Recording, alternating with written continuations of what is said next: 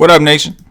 Welcome to another edition of the WiseTake NBA Wise stream. CK013 here. You can find me on Twitter at CK_013. And I, of course, am from the WiseTake Nation, which you can find on all the social media platforms listed above. We are a premium DFS content provider as well as a DFS community designed to make you a better DFS player. So go check us out at wisetake.com. Or better yet, subscribe to the channel because it's free. Subscribe to the channel, hit the notifications bell, make sure you are notified whenever we do go live. We do all kinds of free content right here. We cover the main three sports, MLB, NFL, NBA. And we also have the ancillaries like PGA. We do some esports. That's been a newer thing we do. NASCAR, which is actually one of our more popular streams. So if you're new, welcome. Make sure you hit the notifications bell. Make sure you subscribe. And if you guys can hit that like button, the likes go a long way. Really, really help us out. Allow us to continue to do the free content. Allow us to continue to do thy dirty to thy neighbor. And we always say, do the dirty to the neighbor before the neighbor does dirty to you, right? With that said, we just got news, of course. I was holding out because I thought we were going to get something. I just had a feeling. And sure enough, right when I decided to go live, we just found out that Trae Young is actually doubtful at this point, which is going to make things a little more complicated. Trae Young is actually sick. It's the first game anyway, so we'll make some of these adjustments together. But obviously, that's going to make the other players on Atlanta a lot more attractive from a usage standpoint and everything else. So it's a wild slate. It's actually, I think, a really good slate, to be honest with you. There's a lot out there that looks good already. There's a lot of good games, a lot of good value. We just got even more value opened up. So, and we still got a lot of news on the way. Victor Oladipo waiting on news for, which is pretty important to me. We've got TJ Warren who's questionable. We've got Luka is questionable. He's also sick. So there's a lot going on.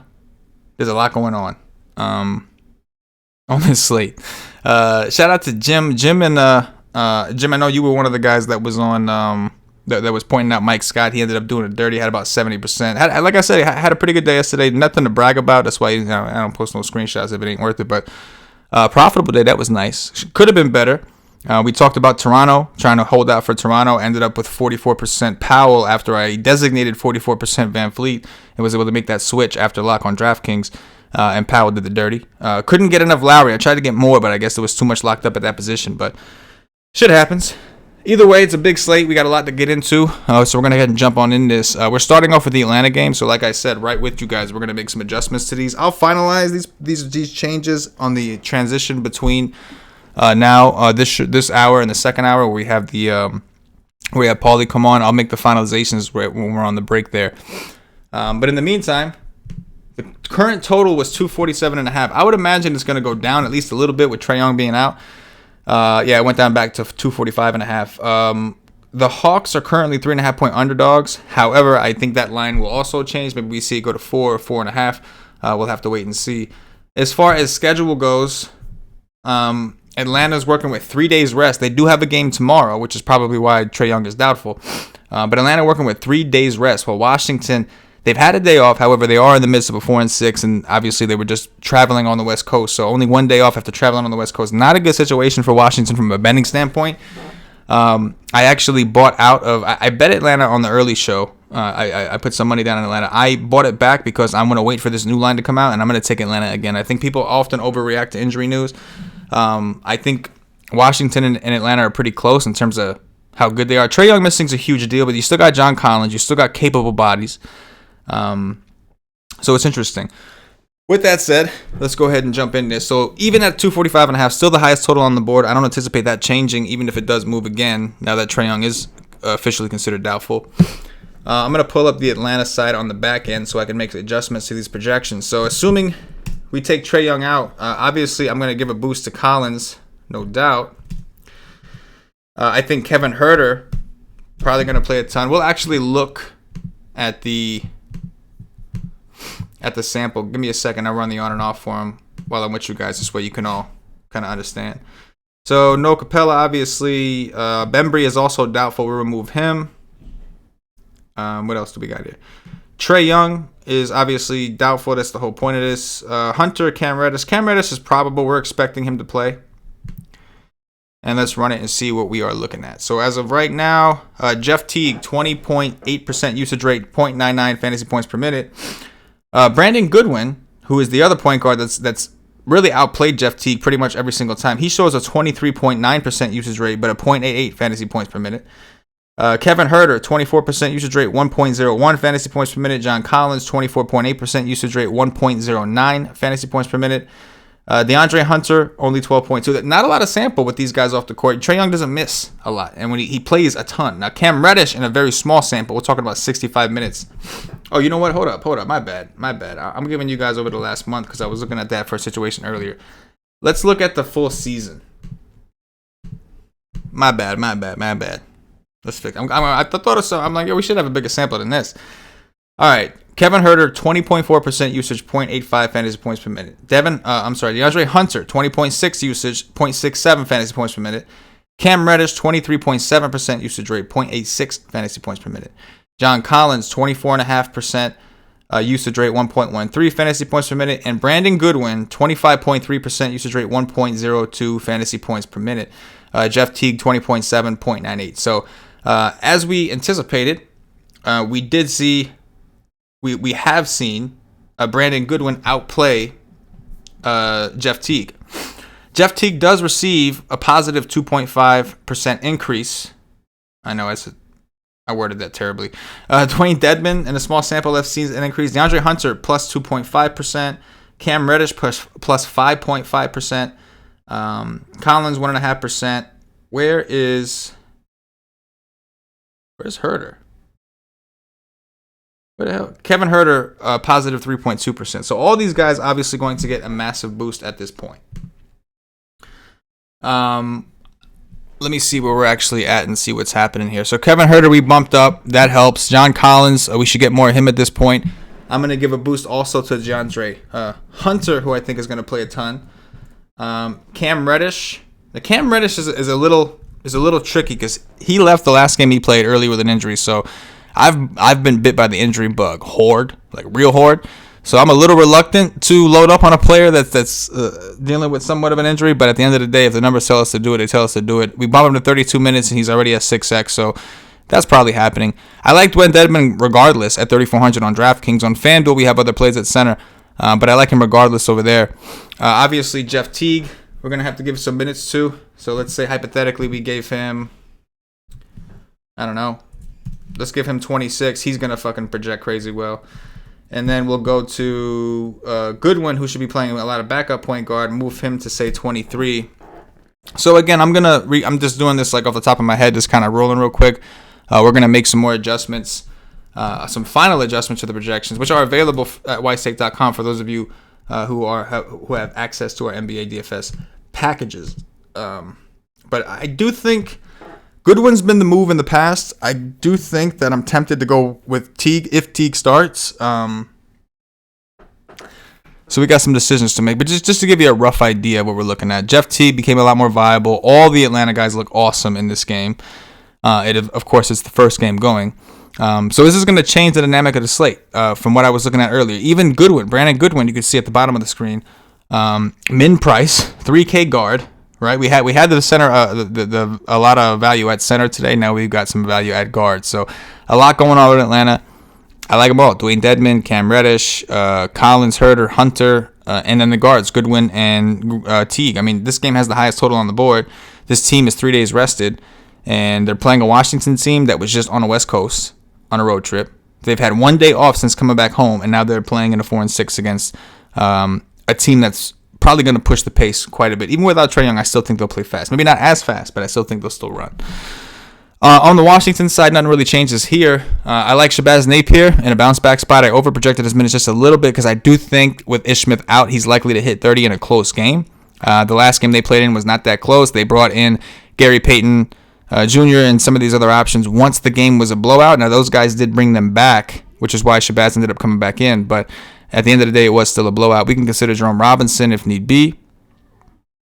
Thomas Bryant. Now, this is what I'll say about Thomas Bryant. He's been limited, but they did slide him into the starting lineup recently. So I would think the last time they did this, he had like 6 or 7 games where he was limited, and all of a sudden they unleashed him one day, and he just went nuts. And this is a phenomenal matchup for him to do that in. So the question is, the last time the coach didn't give us any warning when he did it. The coach didn't say a word about doing it. So it's just all speculation at this point. But yeah, definitely stackable game. Should be one of the more popular games on the slate, being that it's the first game. So the people that don't want to wait to have their sweat are going to, they come home from work, they get home from their commute, and they're looking to sweat now. And this is the game right here. Highest total on the board, fastest projected pace. So expect a lot of ownership here, especially now that Trae Young is out. Expect Atlanta to be very popular. I still like the Atlanta bet. Still doing that, to be clear. Next up, we've got the Oklahoma City Thunder visiting the New York Knicks. Obviously, this is not nearly as exciting of a game coming off that game we just talked about. But we have a 219 total. OKC currently 7-point favorites on the road. Both teams working with a day off. It's a 3-4 for OKC, but that's pretty standard around the NBA these days. Steven Adams, nothing really changed here. Adams looks all right. Schroeder is okay to take a shot on. Gallinari genuinely projects well for us. I think we have him at 32.5 minutes, which I think is reasonable against the Knicks. Not a very good defensive team. The problem is both these teams play relatively slow. In the OKC side, they're actually above average in terms of defensive metrics. So, again, just tournament plays. If you want some low ownership, you can get it from here. I don't see myself grabbing a ton. I think Gallinari, realistically, was the only one that I was actually getting when I was building my teams. Washington did announce Thomas Bryant is going to start again. But, again, we don't necessarily know what that means in terms of his minutes limit. He started last game and played 19 minutes. So, keep that in mind. Coming down to the Knicks side, I really don't like what I'm seeing from the Knicks minutes. Elfrid Payton and Randall are both being somewhat limited. They're not really being unleashed very much these days. Mitch Robinson is questionable with a hamstring injury. He missed the last game, and Bobby Portis ended up playing 29 minutes and played really well. Shout out to Paulie D. I think he ended up with 80% that day. And we'll look to do the same thing. And maybe not as good. The prices come up a little bit on DraftKings, but the forward eligibility helps. I think he'll still be low owned because people don't want to mess with the Knicks. But that's only if Mitch Robinson gets ruled out. If Mitch Robinson's in, there's really not a ton from the Knicks. There's just too many good games. There's just not a ton I'm looking for. But if you want low ownership, this is definitely some potential for that. Appreciate those of you that are joining. Shout out to Juice. What's going on? Z3L says Bryant starting for the Wizards. Yes, sir. Yes, sir. Just wondering if they're going to raise his limit. They didn't say it last time. Jim, I see you with the trade doubtful. As soon as we went live, man. As soon as I hit that go live thing, boom, that news comes out. That's how it goes. I'll make some finalized updates to the projections again in the in-between. So if you're subscribed to WiseTake.com, you could download the projections. I always tell you to wait. Like, if you watch the show, you'll know when I'm done updating them, and you'll know when they're final. And those are the ones I'm using. I'm literally downloading them, copying them, putting them in the optimizer, and rolling with the teams myself. If you haven't already hit that like button, guys, please hit that like button. It really helps us out. It allows us to continue to do the dirty. We are actually getting some news on Luka Doncic right now. Luka Doncic will play, from what I see. Luka will play. Dorian Finney-Smith was actually ruled out. So that's Tim Hardaway Jr. and Dorian Finney-Smith who are now ruled out. So we'll have to, when we get to that game, we'll have to pull that up and take a look at it. What up, GQ Rock 007? Back home from the gym, I would assume. Back with your regular username. GQ Rock says what I missed. Chat, catch him up on what we missed. We talked about Atlanta, Trae Young being doubtful. We talked about loading up on that game in general, more so the Atlanta side because they are thin. They just became some of the best value plays on the slate, no doubt, in the highest total game on the board. Let's go over to the next game. San Antonio Spurs visiting the Brooklyn Nets. We've got a 225 total. That's actually up 2.5 points from 222.5 where it opened. The Nets opened up -3. They're up to -3.5. Pulling up the schedule notes article that our boy Jay Irv does, which, by the way, guys, in case some of you don't watch the early show, the schedule notes article is a free article at WiseTake.com. It's free to everybody. Our boy Jay Irv writes it. It just goes game by game and tells you where each team is in their schedule in terms of rest. So, for instance, San Antonio has had 2 days rest. Brooklyn has had 1 day rest. It's important to keep an eye on the schedule, keep track, especially for sports betting, but also for DFS to understand what teams' tendencies may do. For instance, Trae Young sitting tonight, we saw that while they've had 3 days off, they do have a game tomorrow. So if he's sick in any way, why not wait till tomorrow if he's not feeling great? So it's a free article. You can catch it at WiseTake.com pretty much every single day. I mean, he's human. Some days he can't do it, but for the most part, he does it pretty much every day. Shout out to him. But anyway, Spurs working with 2 days rest. Brooklyn working with 1. Brooklyn also in a 3-4 with an overtime game mixed up in there. I like the Spurs a lot. I like Trey Lyles a lot. I like DeJounte Murray. I like DeMar DeRozan. Murray's been balling. This is a great spot for point guards. Trey Lyles had 1 bad game. It was in a 4 and 6 stretch or something like that. Back-to-backs. Played Charlotte. He still got the minutes. He just wasn't very active. This is a situation where with Jared Allen and DeAndre Jordan on the other side, he kind of fits the bill. He can hang with those two dudes, but at the same time, if they go a little bit smaller, he can still play some small ball also. So him and Rudy Gay are looking at increased minutes, but Lyles' minutes have been awesome. And from what I see from ownership projections, it looks like people are kind of backing off Lyles. This guy played 40 minutes the first time when Podol got hurt. And keep in mind, this is because LMA is out. And the second time played like 36, balled out in both games. And then he had one bad game against Charlotte, who ultimately went really small. And he still got 33 minutes, just was inefficient in a back-to-back 4 and 6 situation. But now he's had 2 days off. He's playing a soft matchup against Brooklyn. I like it. I like Lyles a lot. And DeJounte Murray, I like a lot of point guards today. And we just got all this value that opened up at point guard. So I do like Murray, but in terms of how much, it depends on where he grades out along the way. But looking pretty solid to me on both sides in a really good matchup. But Trey Lyles is my favorite. And then I'll work in some DeMar DeRozan as well, though he is also at a loaded position. And his usage has sucked. Still, it's a soft matchup against Brooklyn, so I'll have some. On the Brooklyn side, Jared Allen's price has come down to a point where we can actually consider him again. Even with the minute guess, you don't really know how many minutes he's going to get. He got 28 in the last game. He wasn't efficient, but he did get 28 minutes. Spencer Dinwiddie's minutes have been down. With that said, Karis LeVert's minutes have been up. I like LeVert. I like LeVert a ton. This is way too soft of a price on both sites. Again, it's a loaded position, so I say I like him a ton. It doesn't mean I'm going to get a ton in. Just on a projection basis, it's such a deep position, and there's so many guys I want exposure to. I did find that I was getting pretty spread out outside of the main value pieces. And again, when I update these projections, I'll actually take a look and see what really changed significantly. Taurean Prince's minutes have been down, but he's fine. It's a low-owned option. If you think it's a DeAndre Jordan game, you could roll that dice. I do think it's more of a Jared Allen game, because we're talking about Trey Lyles playing center, not like we're talking about, I don't even know, Drummond. So I have some interest in the Karis LeVert, but not a ton, and too many other people. There's just a ton of plays on this slate, guys. You'll see. There's just a ton of plays on this slate. Moving on, we've got the Indiana Pacers visiting the Chicago Bulls. We've got a 211 total that's down from 212.5. So it was already the lowest total on the board, and it's come down 1.5 points. The Pacers opened up -4. They're down to -3. In terms of schedule, both teams working with a day off, both teams in a pretty average 3-5 situation. Starting with the Pacers, TJ McConnell, Brogdon is doubtful, to be clear. We're waiting on news for TJ Warren, who's questionable. We're waiting on news of McDermott, I believe, who had an injury status. But mostly TJ Warren and Oladipo. Those are the two big pieces that are questionable. If they miss, or even if one of them miss, then I won't have any fear loading up on McConnell or Holiday or both or whatever you want to do. But if only one of them is out, but if Oladipo plays, or if they're both in, then I think it becomes a choice between McConnell or Aaron Holiday. We've seen McConnell in a situation like this where he's gotten a start, gotten minutes, and just struggled. We've seen that happen several times with him. But I do, if I know for sure he's going to get 30 minutes or more because they're just so thin on bodies, then I'll be less reluctant to load up. So he looks like a strong value play, projects really well across the board. Aaron Holiday not looking so bad himself, but again, I'll need more clarification before I make a decision. And now, I don't know, he kind of gets bumped down between Jeff Teague and Brandon Goodwin, who are cheaper. So before I was getting a ton of McConnell. I don't think that's going to be the situation now.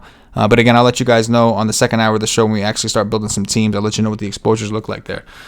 Outside of that, I do like Sabonis. This is a team that has struggled against centers and bigs in general. I know Sabonis is going to play some 4 and 5, but just in general, they've struggled. I don't mind Miles Turner. Pretty good situation for blocks, especially with no Levine. But Sabonis I think Sabonis is going to be really low owned. I mean, this game has a very low total. And again, it's a situation where Sabonis can really smash and do some damage, especially if Warren and Oladipo are both out. If they're both out, expect Sabonis to take a ton of shots. Expect him to not leave the court, but maybe a couple minutes. And obviously that would help Miles Turner as well. They would just need bodies. So a lot to keep an eye on with the injuries. We should get that at some point because that game starts at 8 o'clock. So hopefully we get that while we're on the show, probably in the second half. On the Chicago side, I like Kobe White again. The minutes, he got 35 minutes. I have him at 38 because we have to reflect the usage increase with no Levine. I like what I'm seeing from him. Indiana, a pretty good defensive team, but they are missing Malcolm Brogdon, which is a huge blow to their defense. And if they're missing Oladipo, that's another one. So I think Kobe White is definitely in play. I don't think I'm going to waste too much time with the other pieces here. I'm just not that interested. Thaddeus Young's in revenge if you want that. Otto Porter going to be limited to around 22 minutes. Marketing going to be limited to around 24 minutes. Neither of them do much for me at their prices. Marketing technically could probably do something in 20 minutes at that price, at those prices, but we just have some strong plays elsewhere. It's really Kobe White, and that's all I'm messing with. The rest for me, I have more interest in the Pacers side, obviously, because they're thin. It's the opposite for Chicago. They're missing Levine, which is huge, but they're getting healthier and healthier each day with Otto Porter, Wendell Carter, Lauri Markkanen all returning recently. So there you go. Yeah. All right, next game, and then I'll pop into the chat. We got the Utah Jazz visiting the Boston Celtics. We've got a 221 total, which isn't bad when you consider that these two teams. Boston opened up -2. They're down to -1.5. Utah's had a day off, but they do have a game tomorrow. This is the front end of a back-to-back for them. Boston's had a day off, but they are in the midst of a 3-4. Starting with the Utah side, I think Clarkson is kind of interesting. He's going to be super low owned. Not a guy I'm going to get a ton of. I just know I'm not going to end up with a ton of him. But we've seen these shooters play very well against Boston. And on top of that, Clarkson fits that build. But on top of that, Clarkson's coming off a really terrible game, which for him is, kind of rare. It's rare to see him have multiple of those. He was just super inefficient. This is a terrible game in general. Mike Conley, I have some interest in, but when we grade him out against the other point guards, it's a really hard sell to get excited about Utah in this situation. Same thing with Donovan Mitchell. Just the position is just too loaded. Really good spot for Gobert, but his usage has been terrible. He's been playing a little bit better lately, but that's all really been efficiency and rebounds. But this is a great rebounding spot for him, of course. On the Boston side, Marcus Smart is probably my favorite Celtic. I'm not terribly interested in Tatum at 10K or 9.5 with against Utah with Kemba Walker expected to play. And, of course, Marcus Smart seeing a price reduction. I'd rather get my exposure to this team through him. There are some value pieces. We were talking about it earlier. I'm unlikely to take any of them. We just have too strong a value elsewhere at this point. With Atlanta, and Baines, of course, who we'll talk about later, with Phoenix in general, I guess. So it's really just Smart for me. And I don't even know if I was even reaching him. I tried. I overprojected his minutes. I do think his usage looks good. When his price is down to this point with as thin as Boston is as far as their starters go, I am interested. But, again, it's a really, really loaded position. Point guard, shooting guard, now we got value open up there. So I just don't know how many teams he actually makes. That's just the truth. Let me pop in the chat and talk to the nation real quick. Colin, is it Casale or Casale? Is it Casale? Colin says, I like Check Diallo's upside and 20-plus minutes tonight on both slates, on both sites. I don't mind Check Diallo at all. I think Baines is going to, as long as, if Baines plays well enough to stay in the game and stays out of foul trouble, I think he gets the majority of the minutes. But, yeah, Check Diallo is the only other big they have right now. If Ayton, who is doubtful, misses, and Frank Kaminsky, we know, is out. Maybe they could play Sarge down there. It's possible. But I do agree that Check Diallo makes sense. But they're going to prefer Baines out there. Diallo is smaller than Baines is, and we got Whiteside they're going up against. But, again, if he gets into foul trouble or if he's just playing like shit, then why wouldn't they use Diallo? So, Colin, I'm with you, bro. Smashing says Seth Curry's going to chuck a lot tonight. No THJ. Yeah, no Dorian Finney-Smith either, so we could be seeing a ton of minutes.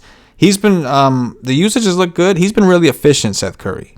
Like, if you look at how he's been shooting, we'll look at it when we get to his game. But he's been he had one game recently where he was like 7 for 8 or 8 for 9 from the 3. Just wild efficiency. But he is going to take even more shots tonight for sure. Nikki Glass's Trae Young is out. Yeah, I think he was doubtful, right? Yep, we talked about that. Appreciate you updating everybody, Nikki. Joe K, would you play Baines and Diallo? I'm assuming you mean together. Probably not. I just don't like. We have value with Atlanta now. I might set a rule to play one or the other. I'm gonna have more Baines, I think, but I may set a rule to play one or the other because I don't mind Diallo. That you can. I should. It's not that you can't do it. You can. I just don't see myself doing it because we have a lot of value at point guard. So I'll probably, if I'm already using, and we got Dewayne Dedmon. We've got who's expected to start. We'll have to confirm if he's starting. We got Dewayne Dedmon, who's really cheap on DraftKings. We've got Aaron Baines. So we got to spend the money somewhere. Now we have the point guard value with, not just point guard value, we have pretty much everywhere value with Atlanta. So we got to spend the money somewhere. That's the only reason that I personally wouldn't do it today. But you could, theoretically. They are very cheap, and they're both going to play, you would figure, at least 20 minutes each, right, at minimum. Colin says, I played them both in a few lineups. I mean, for 6,200, can't complain. If I get 50, 60 combined, absolutely. I'm fine with it. Yeah, I'm with you. Bro. Hit that like button if you haven't already. We're going to move on to the next game. Miami Heat visiting the New Orleans Pelicans. Nolans. That's how I was told it's pronounced. We have a 232 total, down 3.5 points from 235.5. So even though it's down 3.5 points, Miami is rarely in a game with a total this high. And you can see that in their projections that they're in a significant pace boost and points plus situation, making them primary targets. I do like Dragic. Point guard is very competitive today, so it was hard for me to really reach him as much as I would like to. There's just a ton of guards, and that's going to make it even more difficult now that we have Atlanta guards to consider as well in the mix. But I do like Dragic, who got 31 minutes in the last game, played well. I love Jimmy Buckets today. It's a crowded position. I think that's going to lead to his ownership being a little less than it should be considering the matchup. It's a pace-up spot for Jimmy Butler, whose usages look good and has really played a lot of point guard when Dragic is not on the court. I'm okay with Bam. Centers, bigs in general have done really well against New Orleans. I don't think anybody's playing Bam today, especially with Booch and all these other centers and your value centers and everything else. So I think Bam is an interesting tournament play. We did just get confirmation that Jeff Teague will start for Atlanta, I believe. Yeah, Trae Young officially ruled out as of 20 seconds ago. Mitchell Robinson is available to play, so there goes the Bobby Portis. And Jeff Teague will start in place of Trae Young. That is the news that we just got at the moment. So yeah, I'm fine with it. Jay Crowder, I'm willing to get some of. Obviously, there's a lot of strong value plays, so you may not land on him, but he projects well on both sites, especially on FanDuel at 4,300. Duncan Robinson in a game stack situation, you could definitely, I wouldn't even forget about a game stack. You can game stack this game, obviously, but you can just stack Miami by themselves because of their pricing and the pace boost situation, soft matchup. Everything kind of works out for them. So I'm good with all these Miami guys. You can see they all project pretty well. 5.7. This is DraftKings. FanDuel, the pricing is always soft. On DraftKings, 5.72 for Crowder. On a small slate, you would end up in a small slate. We would end up loading up on these Miami dudes because of the way they project. But this slate is a little bit different. We have a lot of guys projecting for 6x or better. But Jimmy Buckets was a guy that I was getting the most exposure to from this team. On the New Orleans side, I'm good with some Zion. These guys are being paced down. I think Ingram is the one I'm getting the most of. We know Miami does like to play some zone. So typically it's going to be the jump shooters that do the best. Now that goes easier said than done. Ingram is one of the jump shooters, but he also does a lot of driving, a lot of ISO ball. Drew Holiday can shoot sometimes. Lonzo Ball, not the greatest shooter, but a volume play, getting a ton of minutes. Nicolo Melli is a very interesting value play because he is a sharp shooter. Josh Hart, you can consider that way, though his minutes have been down.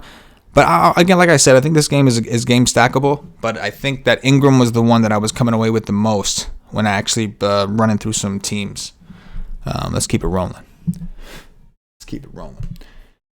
We've got the Orlando Magic visiting the Minnesota Timberwolves. Where are we at here? So another really good game. Similar to Miami, you don't often see Orlando in a game with a 233 total. Total is 233, and that's down 1.5 points from 234.5. Orlando opened up -2.5, still -2.5. Like I said, you just don't see Orlando in this type of position very often. So when you do, you don't want to ignore it. The last time we saw them with an elevated total was against Atlanta, and they all went nuts. A bunch of Orlando dudes just kind of went nuts.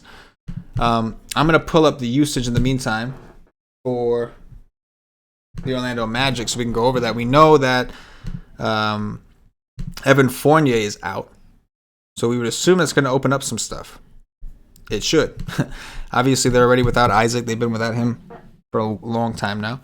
So looking at the numbers, let me just make sure I got the right. Okay, this season. So Terrence Ross showing up with a 27.1% usage rate, 1.05 fantasy points per minute. Probably a guy we're going to want to get some exposure to, though I'm not thrilled about his price on DraftKings at 5.7. And he's extremely scoring dependent, which always makes me nervous. But he's definitely a guy that I think you want to grab some of. I expect him to fill that Fournier void, and I expect he shoots a lot as is. I expect him to shoot even more, and the usage rate kind of backs that up for us. So I'll give him a little boost. Give him another quarter minute, and it may not change a ton. We just have a lot on here. But that mid-tier build, like as much value as we have, Stars and Scrubs is going to be popular, but the mid-tier build is also strong. We got a lot of really strong mid-tier plays. So keep that in mind. I'll raise him to a full 35. With that said, let's keep things rolling. Aaron Gordon, Projects really well on FanDuel. Obviously, I elevated his minutes because he's playing well above what he's played all season. Going back to the usage of Orlando, Aaron Gordon, 23.9% usage rate, 1.03 fantasy points per minute. DJ Augustine, 20.3% usage. Michael Carter-Williams, 18.2% usage. That comes down to minutes. Booch, 28.4% usage rate, 1.21 fantasy points per minute. Markelle Fultz, 26.7% usage rate, 1.08 fantasy points per minute. I love Booch and Fultz. Those are going to be the two Orlando players that I have the most exposure to, followed by some Terrence Ross, of course. I don't think I come down to the Augustine value. I mean, I don't mind if you want to do it because this game is so attractive with a high total and they're being paced up. So if you want to roll with this value for guard instead, that's fine. It'll be a lot lower owned. You're just kind of guessing between Augustine and Carter-Williams. We know Wes Iwundu is going to start. We don't expect him to play a ton of minutes. We think that Terrence Ross is going to kind of fill that void the most. So I expect Fultz, Gordon, Ross, and Booch to benefit the most in this situation. With that said, Booch and Fultz are my two favorites. Terrence Ross closely behind at the third, and then Aaron Gordon, more of a YOLO kind of play. I just don't like the 8-6 price tag on DraftKings. But 7-1 on FanDuel is more than reasonable, I think, in this matchup against Minnesota. Love Booch. Smash spot for Booch. Minnesota's been awful against centers. On the Minnesota side, while I'm cool with a game stack, there wasn't a ton of the Minnesota guys that projected well for us. Obviously, the usual suspects, Juancho Hernan-Gomez, Malik Beasley's going to take a ton of shots. Nas Reed's been playing extremely well. As long as he can stay out of foul trouble against Booch, I would expect that trend to continue. Booch not a very good defender, but on the offensive end, he could draw some fouls when Nas Reed's trying to cover him. James Johnson's played extremely well in limited minutes, but again, kind of hard to project that. He gets 22 minutes and goes for 30 at some point. If the efficiency's not there, you're going to get screwed by the minutes, and we have so many other good plays, so it's just kind of hard to envision me going there. But again, little ownership. It's there. Another juicy game. Let me check in with y'all real quick. With all the value, what position would you spend up on from Joe K? Well, really, I think that most people are going to maximize this, and they're going to go all the way to the top with Giannis, maybe some LeBron. If Trae Young is now out, people may pivot to Dame Lillard possibly. If that happens, and I don't know for sure that's going to happen, Luka Doncic, of course, who's now going to play. If that happens, I kind of feel like we can find like the Vooches, the guys who are studs, but not all the way at the top, and just get one extra one. But I think Giannis is probably my favorite as of now. Giannis and AD are probably my two favorites as of now. Giannis being number one as far as spend-ups go. Nick Law says Luka and the Unicorn. I feel you. That was different. I don't like to play them together usually, especially not when their prices are up. But I like to do it in pace-up spots like against New Orleans. But I'll never say no to them. And you're gonna have the value. You could do it if you want. Arizona Drama says Ball or Luka or Lillard. Who you like most tonight? Ball's been balling out 50 burgers a day. Drama, I'm not too into any of them. I'm okay with Luka. I'm okay with Ball. I'm okay with Dame. I think that Luka and Dame I'll have more of than Ball. But I think I'm a little bit more into Giannis. And some of the mid-tier plays. I do like the mid-tier a lot. Even with the value. But we'll see how things shape up by the end of it. Luka, obviously, being confirmed in helps. Daniel D, now Trae is out. Are you loving Collins? I like Collins a lot more. I did give him a boost in the projections. I'll see how much I actually get to. I don't want to go crazy, but yeah, absolutely. He's in a phenomenal spot. If you haven't hit that like button, guys, please hit that like button. I see a bunch of you in here. And only 10 likes, man. Y'all could do better than that. Hook me up. The likes help us out. We really, really need it. Allow us to continue to do these shows for free. And we want to keep doing them, man. I like hanging out with y'all and talking to y'all about the slate. I really do. All right, let's go on to the next game. Memphis Grizzlies against the Dallas Mavericks. So it is a pace-up spot for Luka. Memphis does play fast. It's not a bad spot. I'm just wondering what his ownership is going to look like now that he's been ruled in. I was thinking it was going to be low. If they announced it late, we can get him low. Now I'm a little concerned since it's already been announced that his ownership is going to increase now that we have even more value for people to load up on. But we have a 225.5 total down from 226, only half a point down. Dallas opened up -7.5, they're up to -6.5. Expect that to go back to 7 at least now that Luka's confirmed in. On the Memphis side, there wasn't a ton that I was really into. I think if there was ever a spot for Joval to get more minutes, I would think this would be it, just because of the size, the pure size that Dallas does have between Porzingis playing the 5, Maxi Kleber backing him up, Boban potentially.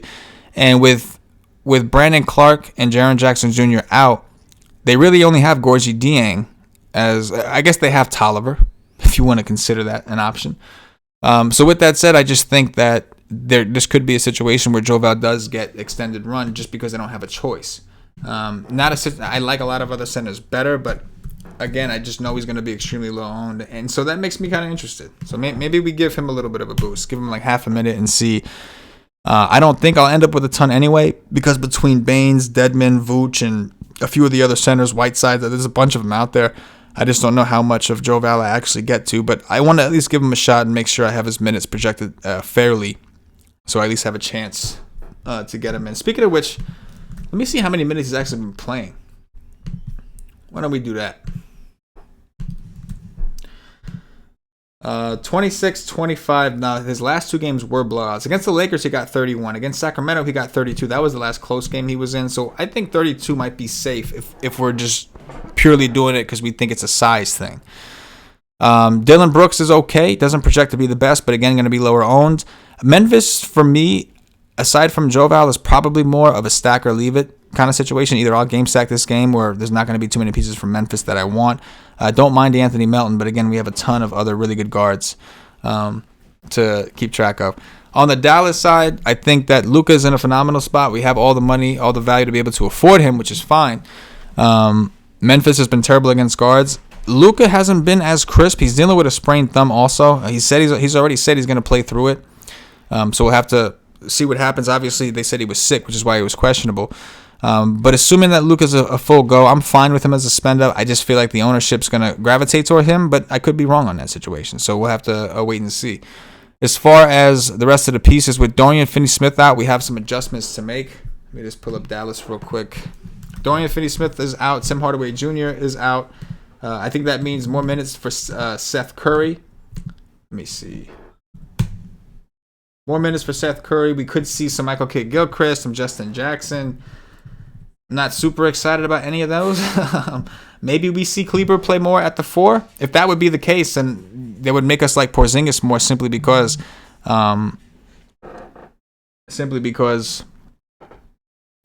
they just wouldn't really have. I mean, maybe Boban would play in that sense. Maybe Boban would actually get some time if that was the case. If Kleber would have played a 4, he wouldn't have much, and back up the 5. It'd be a tough situation. That's all. I forgot they got Willie Cauley-Stein too. So I guess they could essentially start Kleber at the 4 and have Willie Cauley-Stein play backup center along with Boban. But we'll finalize these on the transition. In the meantime, we are going to have to give a boost to Seth Curry. Let me see if I can do a mass edit right now while you guys are here on a couple of these. Let's see.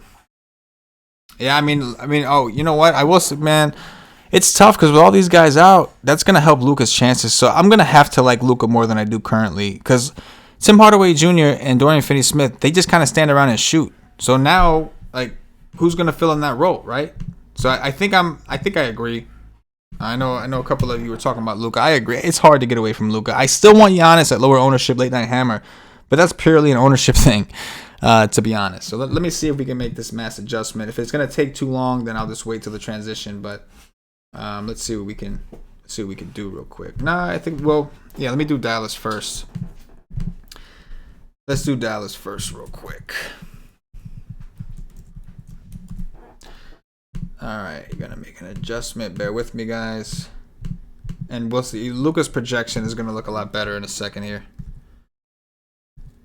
Let me see. Porzingis, yes. Okay. It is a soft matchup, too. We can't forget that. Let's move this to this. Kleber's minutes extended, elevated. Willie Cauley-Stein. Yep, okay. I think this is good. Let me see. I'm going to try to... All right, let's see what changes. Oh, I'm sorry. You guys can't even see that shit. All right, so I just made the mass update. Let's keep an eye out and see which way it goes. Boom. So Luka almost 6x at this point. Now, I did project his minutes massive to reflect some usage. I may have gone a little overboard with that one. Porzingis coming into the picture as well. Let's do that as well. So come down just a little bit. Courtney Lee projected for 26 minutes at min price. That's another piece that should see some extra run. We gave extra minutes to Kleber. DeLon Wright now all of a sudden projecting fairly well, which I'm in agreement with all those injuries. He should see more minutes. How many minutes did I actually give him? 26 and a half? Lower that a little bit because I don't want him to outshine some of the other value that we have. But, yeah, Luka looking a lot more strong. Porzingis, too. There's just all these injuries. You expect the usage to increase. You expect the shot attempts to increase. Or either that or Dallas just gets their ass kicked. Memphis has been lucky with that. They've caught in a lot of pretty good teams at the right time, which is one of the reasons that they're in this position with the playoffs. So, shout out to y'all, Nation. That's why we do this whole thing, right? That's how we talk these things out and all that. But, yeah, I think that, obviously, at this point, now that we have Dorian Finney-Smith out and this guy out, like, it's really hard not to think that Luka and Porzingis, or at least one of them, isn't going to take more shots. Real quick, before I go to the next game, let me do Atlanta real quick while I got you guys, because I'd like to show you the visuals. So let me do Atlanta real quick. Let's take a look.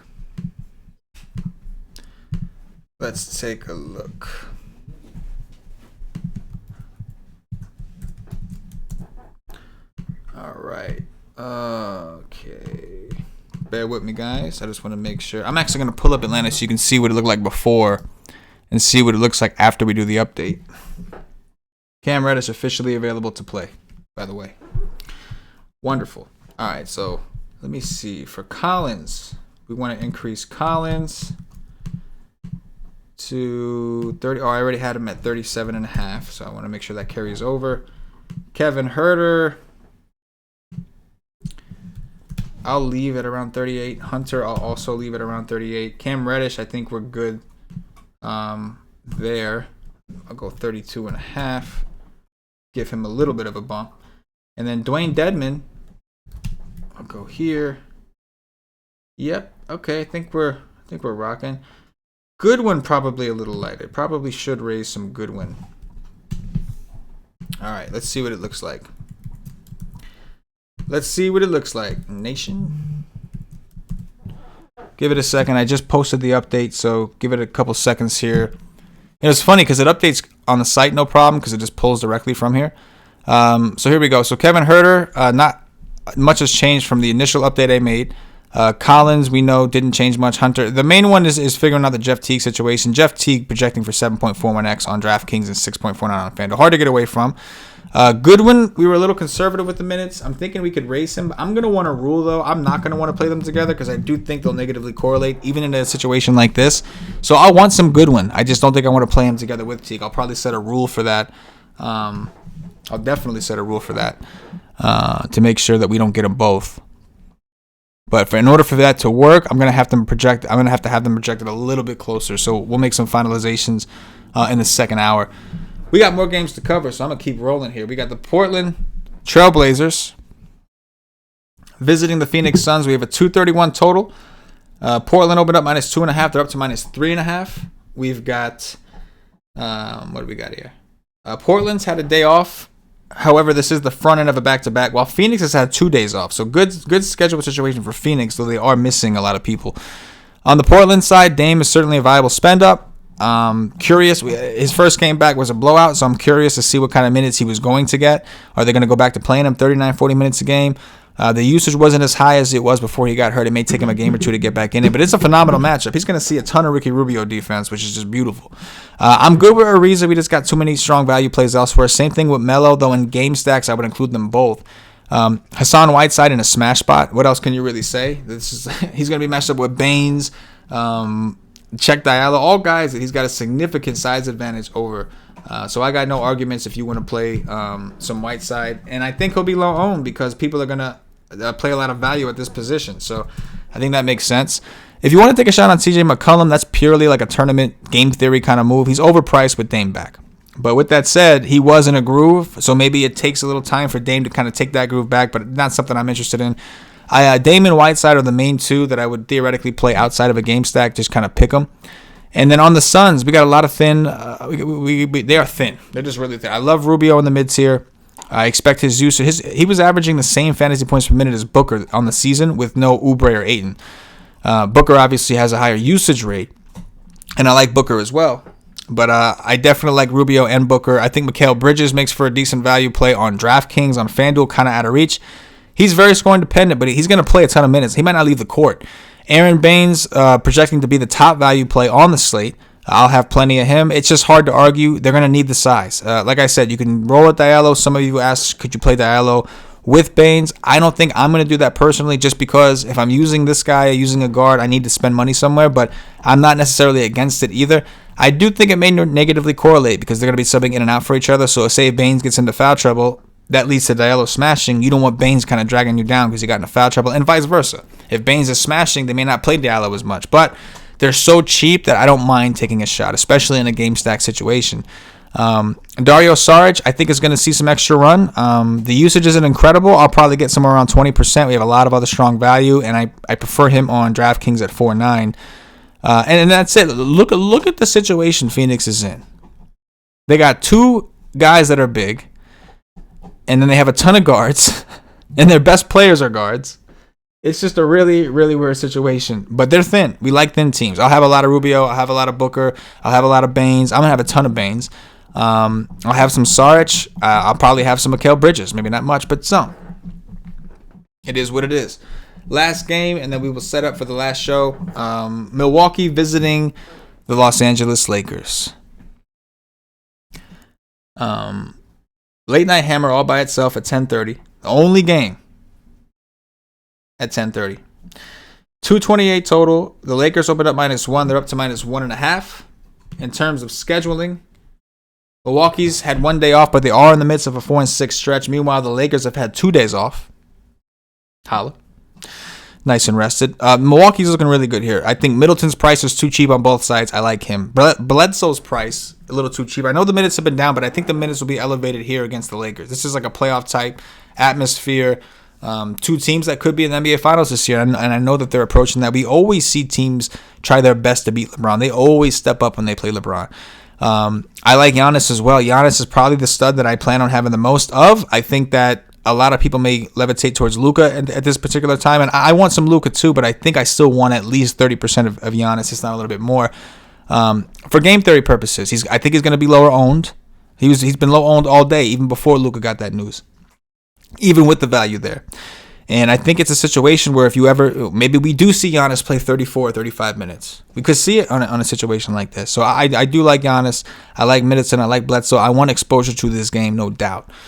I don't want a ton of the other guys. I don't really need Lopez or Hill or DiVincenzo. It's mainly the main three, with Giannis and Middleton preferred, only because the position is so loaded for Bledsoe at point guard. As far as the Lakers go, I want some LeBron. His price is elevated. AD is still crazy cheap, so I'm getting a lot more AD, and I'm comfortable getting more AD at that price. But I do want LeBron because I think LeBron may be even lower owned than Giannis. The Lakers are in a massive pace boost here. Milwaukee is super fast. They do play good defense, but they are extremely fast. So that has more opportunities for these guys. I'm not fucking around with the rest of the pieces here. I would need either LeBron or AD to sit for me to be interested in Kuzma and these other guys. We have value everywhere. I just don't think I need it. But I do want LeBron and Anthony Davis. I'm getting very little LeBron. Maybe this value opening up will change that. I'm getting a lot of Anthony Davis. You know, one of the bigger questions, and I'll talk to Paulie about this in the second hour, one of the bigger debates, do we follow the Stars and Scrubs game script? Do we follow it like a hybrid, play the value, but then pivot on our studs and maybe not go all the way to the top and play one less value play, or play that value play that's in the mid-tier instead of the other 3K guy? Or do we say fuck it completely, go low underweight on the value, and just go straight mid-tier? There's different ways to approach it to be different. Curious to hear what you guys think. I'll pop into Slack and then we'll set up for part 2.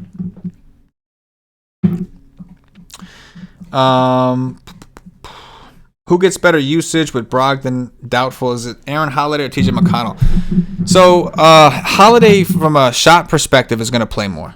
Like Holiday is gonna shoot more. I mean, he's expected to take more shots on a regular basis. That's kind of what he does. TJ McConnell, however, is more likely to get those assists, those peripherals. He did have a really good scoring game last time out, so I'm not saying he can't score. But really, for me to really get in on that, I want to see Oladipo and Warren status. I would prefer have one of them out. GQ Rock 007, love Herder tonight. I'm with you. I like all the Atlanta guys. Arizona Drama, take Middleton over Giannis, bro. That's what I'm doing, so I can get Luka or Beal. I haven't decided yet, honestly. I think it's a viable strategy. Colin says Dedmon should be projected higher, especially with Vegas with Vegas projection of 240 plus. I don't disagree. I'm gonna make sure to have a good amount of Dedmon. I got him projected higher than pretty much every other source I looked at. Most people have him at like 21 minutes, 22. I got him at 23, and realistically, if he stays out of foul trouble, which is not a lock, if you look at his history, he has an issue with foul trouble. But if he stays out of foul trouble, even with foul trouble, he's played 25. So I agree. Maybe we're a little soft on Dedmon's projection. I'll raise it. The issue, of course, is between Dedmon and Baines, which is fine to play them both. But I still want some Booch. I still want some exposure to some of the other centers we have on the slate. So that was really that's why I was somewhat conservative with his minutes. But even the way it is now, I was still getting around 40% Dedmon, which I'm comfortable with. Our boy Abra says LeBron in tough matchups is when you play him. I don't disagree. Love playing LeBron and Giannis together. Yeah, definitely correlation is easy to do today. It's easy to do today. Again, I'm trying to figure out a way to get a little more LeBron because I think this is one of the few situations where you could theoretically play them both together. Simply because they're being paced up pretty dramatically. So this game is tight. There's extra possessions to go around for the Lakers. I'm with it. Hit that like button, nation. I see a bunch of you in here. Only 19 likes. Better than the last time we checked. We had 10, right? But y'all know the drill. Hit that like button. Help us out. It allows us to continue to do all this stuff for free. So please hit the like. We're not asking for much. Just hit that like. And most of y'all are great with this, man. Most of y'all always do it. I don't got to ask. So I appreciate every single one of you. I love seeing the regulars come in here. Love seeing new faces pop in here. I'm here to interact with Albert One. Collins says John Collins has to eat tonight. A Collins Dedmon mix isn't bad, but like you said, it's tough to have one play good while the other one has issues. Absolutely. There's a scenario where Collins gets into foul trouble and that leads to Dedmon smashing. There's also a scenario where Dedmon gets into foul trouble, which leads to Collins playing more 5 and him smashing. At the same time, I don't think it's because of Dedmon's price and the matchup against Washington where bigs excel. Can I tell you you can't play them together? Absolutely not. I can't tell you that. Our boy Abra says, especially with guard and center value, makes it easy to get them both. Absolutely. You got guard center value, you could easily spend up at the forward position. Colin says the small forwards for tonight are hard for FanDuel. It forces you towards LeBron. I completely agree. I think on DraftKings, I expect Anthony Davis to be higher owned than LeBron. I don't expect either of them to be chalk, but I expect AD to be more popular than LeBron because he's cheaper. On FanDuel, it's the opposite because of the positions. LeBron kind of stands out really strong over there at forward, plus he's cheaper over there. So I think the ownership of both will be a little reverse. Abra says, we drop a like and I drop a 7. I'm fine with that. Every like we get, I'll drop 7s all day if that's what y'all want to hear. If that's what it's going to take to get the likes, we'll do dirties, drop 7s all night. That's what we do. That's what we are here to do. That's what I am here to do for you. So hang tight, nation. We're going to switch over, bring on Paulie D, talk some game theory. We'll try to get more of your questions in. Obviously, we have our own teams to build. I got projections to manage. So the main purpose of the second part of the show is to kind of talk the slate out a little bit. And most importantly, to keep you guys updated with any late breaking news, to make sure you have all the news you need, at least up until lock.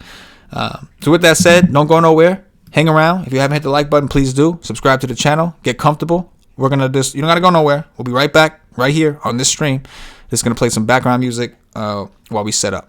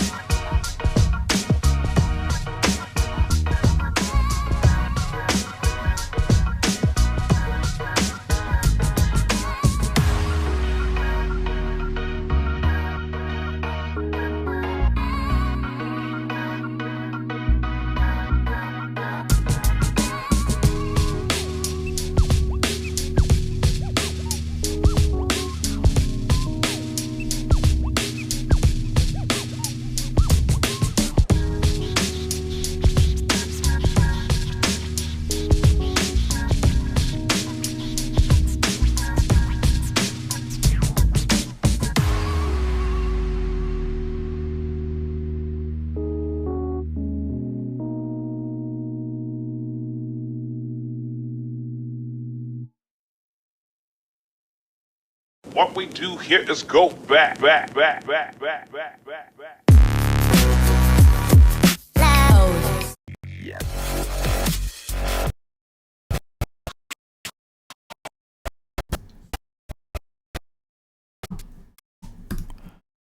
What up, nation? We are back once again with part 2 of the NBA Wise Stream. CK013 here, joined by the GOAT, the true OG. Y'all know him as Paulie D. Y'all can find him on Twitter at Paulie with 8 of the bitches. Paulie, I think your camera's frozen. Turn it off, turn it back on. And what's happening? What up? What's Gooch? There it is. I let it play when you see me. All day. Whoop, whoop. Whoop, whoop. Wild fucking slate, man. It just got a little more wild, obviously, with the with some of the news that has rolled in, but very wild slate.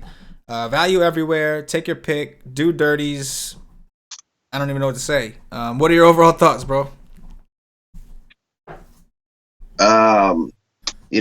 All this stuff has happened, but the first thing I thought about this slate has not changed, and I'm just like wildly in love with the late night hammer, Milwaukee versus the Lakers, the 3 studs from that team, and the ancillary pieces as well. I plan to play 2 through 5 players from this game on every team tonight. I do like some other games, including Miami, New Orleans, Portland, Phoenix, Memphis, Dallas, and Atlanta, Washington.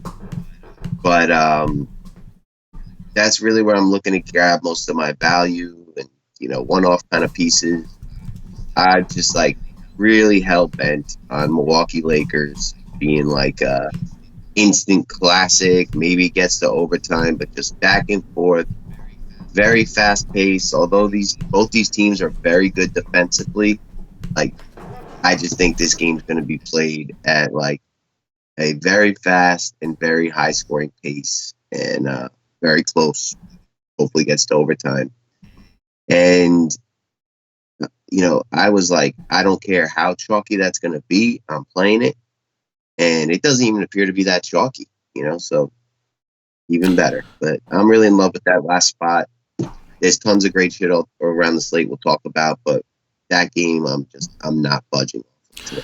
I agree, man. Like, don't get me wrong. I'll work in some of the other spots as well, but I definitely don't want to. That's a situation I definitely don't want to bail on. I mean, the pricing really isn't that bad for any of them. The mid-tier guys, Bledsoe and Middleton, they're priced soft. Giannis is going to have a fraction of the ownership as a guy like Luka Doncic. LeBron James maybe even lower owned than him, as most people who do play the game go to Anthony Davis. But in general, even before all this news came out, they were all projecting very low. And now all this news came out, and it's going to force everybody here, force everybody there. You can expect that ownership to be even lower today. So I'm with you, man. I'm sticking with it. Like I said, I'm working in. Like I'm trying to. My exposures are a little more spread out than usual outside of some of the value options. But I'm comfortable with that on a slate like today. That's kind of where I want it. That's kind of how I want it to be. So I'm still in a debate with some of these mid-tier plays that I like. Guys like Markelle Fultz. I've dropped a little bit in ownership, not by choice, just because the other guys have now beat him in the projections. But it's just a wild slate, man. It's hard to hang your hat on too many of the mid-tier guys because it's so easy to get whatever studs you want. And like you said, I really have my eyes on that late game once again. With that said, let's talk about the studs. I mean, obviously Giannis, I'm assuming is among your favorite, if not your favorite, and I'm assuming that between LeBron and AD, we find number 2, maybe even number 3, but at least number 2. Talk to me about the studs you like on the slate, bro. Yeah, so Giannis, LeBron, AD, my top 3 studs on the entire slate. Would really like to get 2 out of those 3 in a lot of lineups. Where should I go down to for this studs discussion? Why don't we did it earlier, D-Lo. Take me down to D-Lo. Down to D-Lo. All right. At yeah. Where the fuck is D-Lo? Maybe I chopped his ass out. Anyhow. Oh, there he is. All right. So Luka, I'm all right with, but he is the most expensive, and the guys that are going to be out really didn't do very much anyway, so I don't see that giving him that much of a boost. It's a great spot. It's everything you want it to be, but I'm just not that into him. He really got lucky the other night, got to overtime where he really made his night. He wasn't really having that great of a night. Porzingis seems to be taking some usage. They played Boban 22 minutes that game. When he's on the court, he takes all the usage. I don't know. I love Luka, just not really today. I'm going to have like 15% or so. But, Giannis, LeBron, and AD are really the main attractions. I'm cool with Brad Beal. He'd probably be my next highest owned. Just, that's like a nut game, Washington, Atlanta. And Brad Beal's like, they're clearly like allowing him to chase the scoring title this year because they could be down by 25 in the fourth and he'll still be out there, So I don't see his minutes coming down. And against Atlanta, he should be able to get whatever he wants. I don't love his price, but man, he's been consistent since the All-Star break. And then, there's some even below this stud tier, but Vucevic at 8-9, in the money spot against Minnesota, who's just been the nut worst against bigs since Cat went down. Also like Whiteside at 9,100 in just an absolute smash spot against Phoenix. It's a smash spot even when Ayton's there, but without him there, just they don't got any size outside of Aaron Baines, who's nothing special. So Whiteside should push for that 2020 type game as long as it stays close. And on the road with Portland just getting healthy, it probably will. So those two guys, Hassan and Booch, would be like, the next most interested after Brad Beal for me. Yeah, I don't disagree, man. I love Vooch. Obviously, we have a lot of value centers. We got Aaron Baines. We've got a lot of stud centers. Porzingis became a little more interesting along with Doncic because of the injury situation with Dallas. You've got guys that are going to overlook completely, like Joval. Like the Dallas has become they're a pretty big team, and Joval's the gorgeous dong. You got Dwayne Dedmon all the way at the bottom. So I agree, man. I like Vooch. But again, it's because there's so many centers on the board, it can be hard to kind of concentrate in. But I'm with you as far as the studs go. I'll be playing Luka as well, but I'm gonna make sure to get plenty of exposure that makes me comfortable with Giannis. Make sure I get some LeBron in, and then of course Anthony Davis, who's realistically underpriced, and I'm even okay with playing them both. I got no issues, no qualms with that. Talk to me about the mid tier. Yeah, so on a slate this big, the mid tier is always loaded. We've got a couple situations that are worth focusing on. Phoenix, right? No Ayton, no Oubre.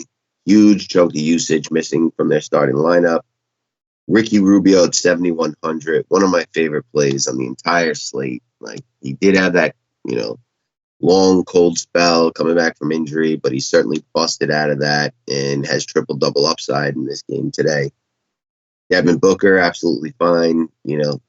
Everybody knows how high his ceiling can be when he gets it all going. And in situations like this where, they're that shorthanded, his shot volume and overall usage will take, an increase. And, as long as that game stays close, he will have the ball in his hands all game long.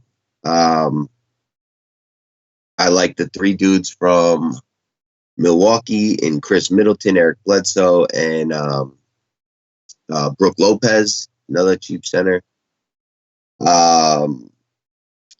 We've got the San Antonio, without LaMarcus Aldridge. DeJounte Murray's been playing phenomenal outside of like one dud. Trey Lyles appears to be in a really good spot, getting a ton of minutes against Brooklyn. I'm all right with DeMar DeRozan. Like the trend is kind of like DeJounte Murray's taking the usage back, but that could change on a whim. And if the game is close, I do think DeRozan will take more shots down the stretch than he would earlier. So he's fine too, but I do prefer Trey Lyles especially and DeJounte Murray. What else do we got? We've got Jimmy Butler against New Orleans. Everybody on Miami is virtually in play, but Jimmy Butler at 7-9, I do like quite a bit. Joval has been playing phenomenal with those other two guys out. I think we see a close game here between Memphis and Dallas, and Dallas does not defend bigs very well. So Joe Bell in line for another ceiling output type situation. Oh, how could I forget? My second favorite player in the mid tier is Karis LeVert. Since the All-Star break, he's like top 9 in usage in all of the NBA. It's like all these 10K guys, Harden, Westbrook, Giannis, LeBron, whoever, Trae Young, and then LeVert, the next name. And like we're getting him for 7K as opposed to all those guys over 10. He's been awesome. San Antonio shouldn't offer much resistance. They don't guard any position well. I think this game stays close. And we're going to see like 35% usage, 20 shots, threes, steals, blocks, rebounds, assists, everything. He scored 51 actual points 2 games ago against Boston. He's clearly taken control of that team like he did last year in the playoffs when they did dirties to Philadelphia. So really, really like Karis LeVert. I think his price could be $1,500 higher, and I'd still be interested. We got Domantas Sabonis with expected a couple pieces from Indiana out against a team that struggles versus bigs.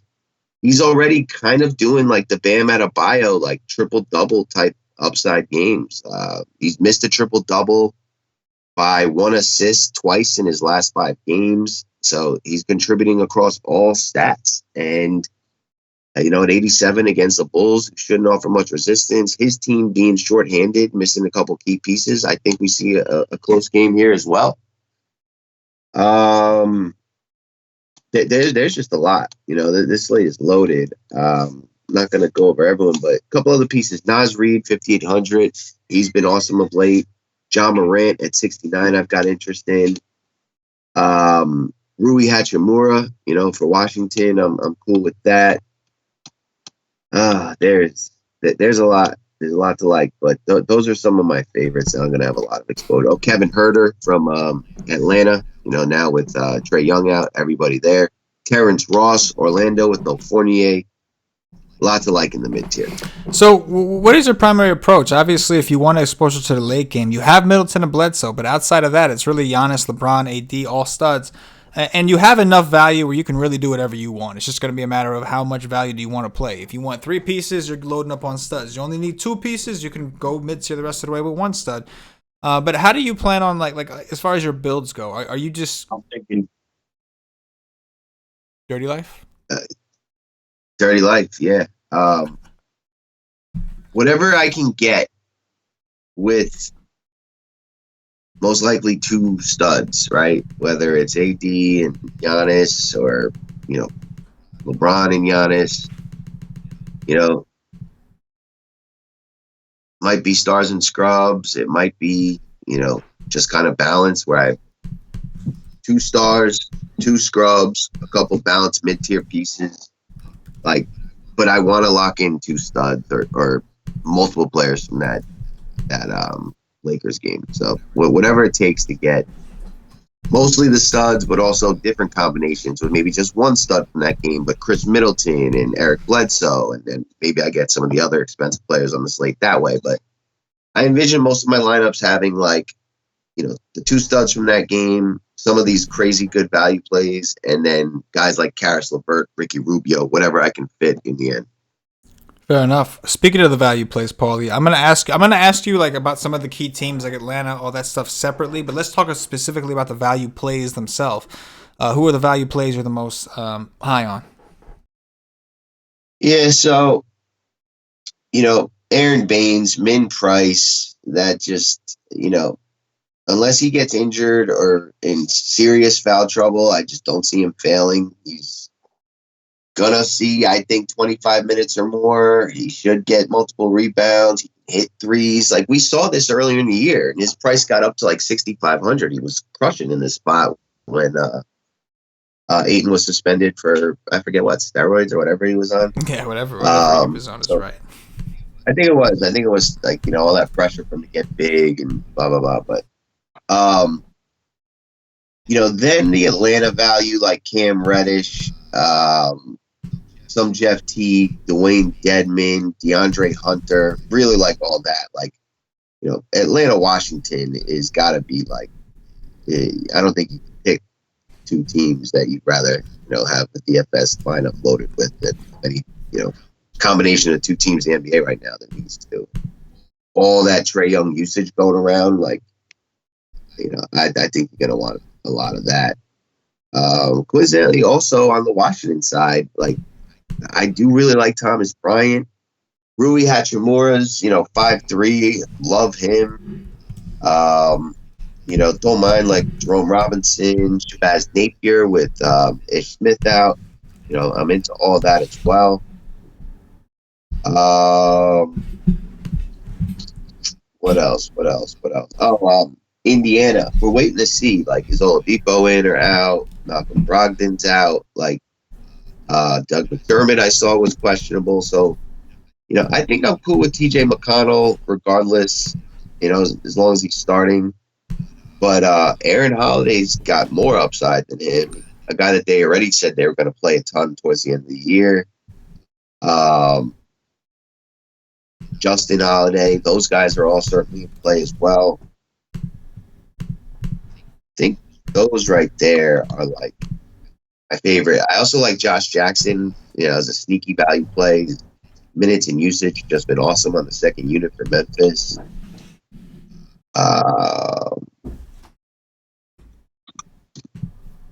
San Antonio stuff, Patty Mills, Rudy Gay, Trey Lyles, I like a lot. Those guys as well. Those are like the main value plays I'll be looking at. Fair enough. Let's talk about some of these teams here. Like really break down Atlanta for me. Tell me the guys you think you're most likely to have, and with those preset exposures in mind, what kind of builds are they forcing you into? Obviously, if Jeff Teague's your highest or Brandon Goodwin is your highest, then that's or Dedmon even, that's gonna help you get a lot really stars and scrubsy. But there's also mid-tier guys like Kevin Huerter, like DeAndre Hunter. Cam Reddish is kind of in between both. He's value. It's just when you're comparing 4-1 to 3K, that's when all of a sudden 4-1 seems a little more expensive. But talk to me about Atlanta as a whole. It's the first game going. I anticipate a lot of ownership. But like you said, 240 something total, very very hard to pass up. Yeah. Reddish is my favorite. He's smashed in these spots. He should get big minutes, big usage, play some point guard.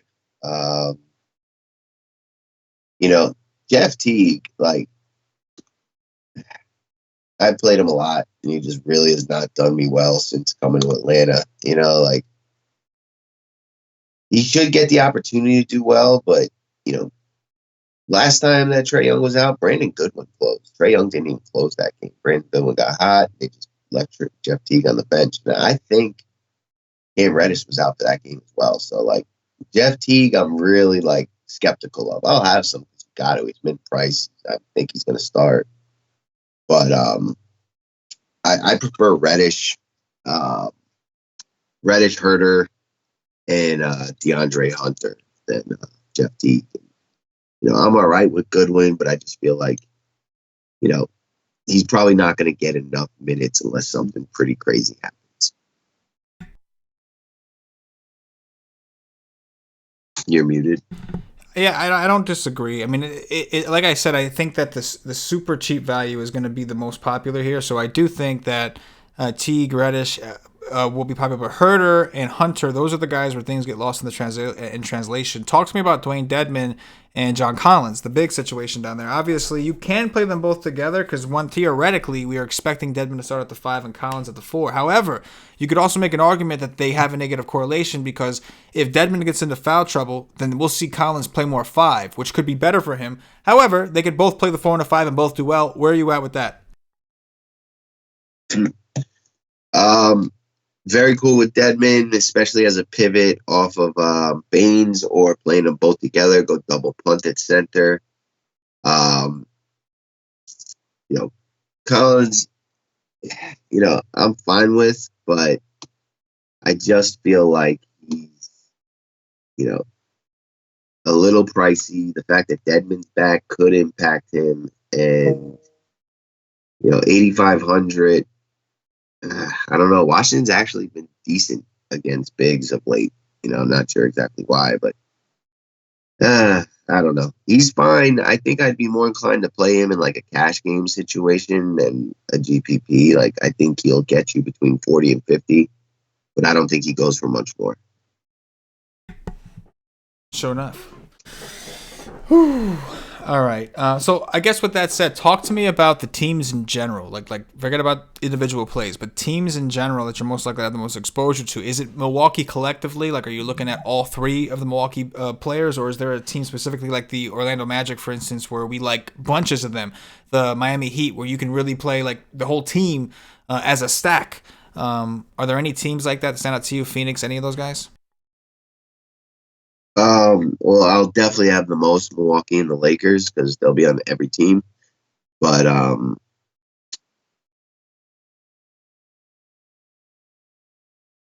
yeah, I guess Phoenix, really stands out. I'm gonna have a lot of Baines and Rubio and Booker and even some Saric. Um, I do like a lot of Miami, but they are kind of healthy and deep right now, and I can make a case for Dragic, Nunn, Derrick Jones Jr. But the only ones I'm really firmly confident in is Butler and then Bam Adebayo.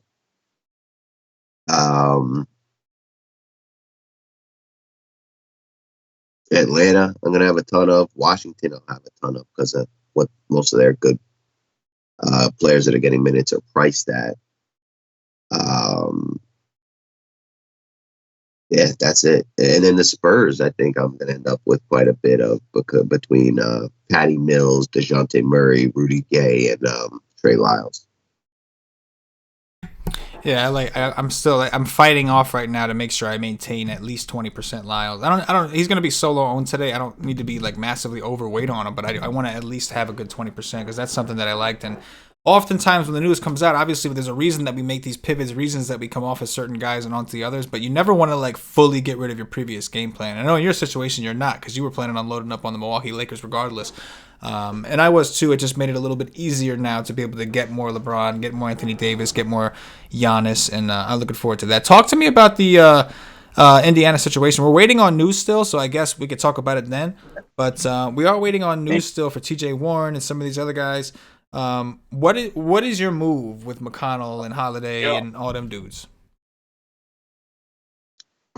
Yeah, we got to see what the situation is, but if one of Oladipo, McDermott are in, then I get significantly lower on all of it with McConnell being the one that I'll probably get 30% of regardless, who plays, who doesn't, as long as he's starting. But Aaron Holiday, I want the other two to be out to play. You know what I mean?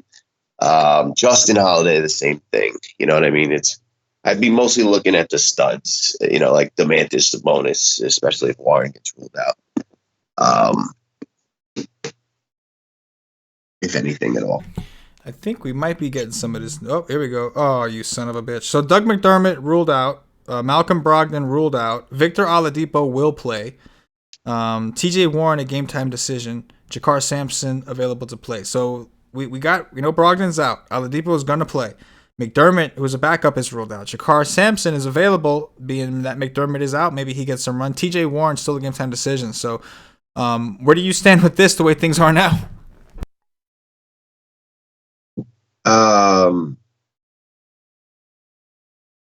So basically what I just said, because that's kind of what I was anticipating.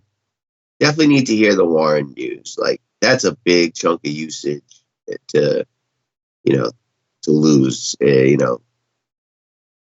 Maybe I do start to like Oladipo a little bit, right? He was a 10K player. He suffered a tragic injuries, working his way back. But if Warren were to also be out, what'd you say about McDermott? McDermott's out. Out. Okay, yeah. If Warren gets ruled out, then we may have to start looking at maybe Oladipo just goes bananas today and takes 25 shots and plays the 30 minutes. And, if not, then Aaron Holiday. But I'm with what we know already to be out. I'll have around 30% TJ McConnell for sure. It does look like Aaron Holiday is actually going to start for Brogdon, so they're not going to start McConnell. If TJ Warren gets ruled out, maybe they slide everybody down a little bit. I would think they would just start Justin Holiday or Jakar Sampson or something like that because they've done that in the past. But apparently, TJ McConnell not going to start. Does that impact your thoughts on McConnell? Yeah, that hurts. That hurts. I think this is going to be a Oladipo situation for me. I don't disagree, man. And we could end up seeing him play more point guard as well. Like that, he's obviously someone who can handle the ball no problem. So we could end up seeing him. He will. Yeah. No, he's going to play the point. He might not start on the lineup card at the one, right. But he will bring up the ball more than Aaron Holiday will, for sure. Sure enough. So for my own personal, I'm going to change the subject for my own personal question for you, Paulie. Dedmon and Collins, would you prefer to play them? Would you be not prefer, but would you be okay playing them together, or do you think there's so many plays out there that you'd rather just play them separately and see who benefits? If I was playing them together, I'd have a couple Washington pieces in there and stacking it up, but I think they take away from each other.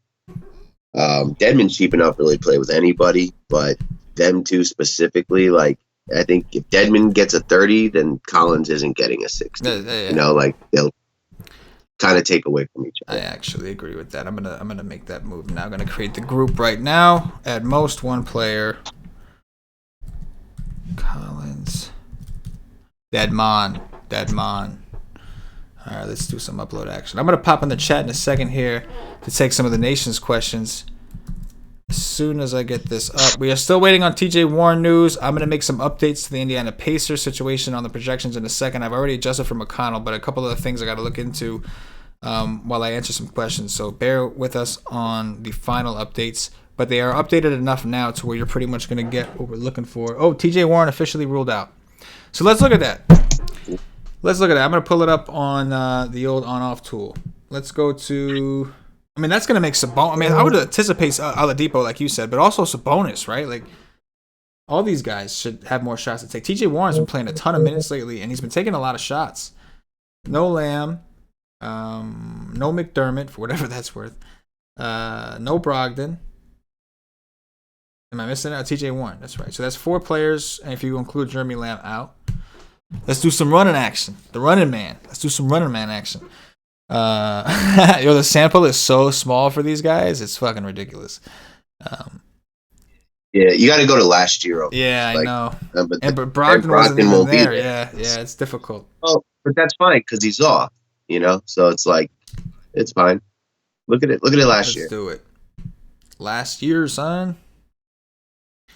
Do last 2 years, I think is the option. So last year specifically, then Oladipo, he was the guy. 27.9% usage rate, 1.17 fantasy points per minute. Sabonis, 21.3% usage rate, 1.13. I don't think I would, I think this year he's been a little bit more active and involved. Same thing with Miles Turner, 20.3% usage, 1.1 fantasy points per minute. This year he has not been close to 1.1. But, yeah, it was a little bit of a different team. They had Bojan Bogdanovic, they had Thaddeus Young, they had Kojo, Wesley Matthews, Kyle O'Quinn. I forgot that they had him. So obviously it's a little bit of a different situation, hard to kind of gauge, but naturally you can kind of figure it out. No TJ Warren, no Brogdon. Look at the rest of the starters who are on the court right now and just amplify their projections because they're going to shoot the ball a lot more. And this game has the lowest total on the board too, so I'd be curious to see what their ownerships actually come in at. I definitely bailed on McConnell, which is good because it freed up my teams more to get some of the other guards that I was worried about not having enough of. So I'm actually cool with that, to be honest with you. I'm not mad at all about that situation. But there's obviously going to be more though here, and that's what we need to uncover. All right, so we got about 20-some minutes left. Hit that like button if you haven't already, Nation. I'm gonna pop in the chat. I'll answer some questions, Paulie, and then I'm gonna have you pull up the chat and have you take over while I update the projections. But for now, I'm gonna run through these questions real quick. All right. Let me scroll up.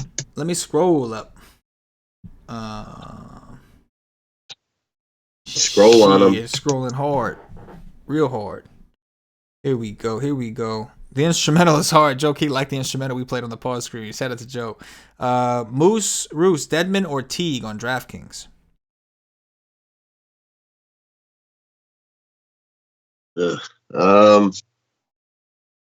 Dedmon. Arizona drama. I like Gallinari and Bogdanovich tonight for small forwards on FanDuel. He wasn't really a question, but while he's saying it, let's give him some love. And thoughts on that? Thoughts on Gallinari and Bogdanovich, small forwards on FanDuel? Bogdo, I don't really have much interest in, but Gallinari did kind of keep reemerging in the research. Little extra narrative, if that's still a thing. But yeah, Gallo, yes, I do sign off on. Our boy Abra, DeAndre Hunter and Kevin, DeAndre Hunter or Kevin Herter for DraftKings GPPs. Herter, but I like them both. So here's an interesting twist. Brian Bowen will start for TJ Warren.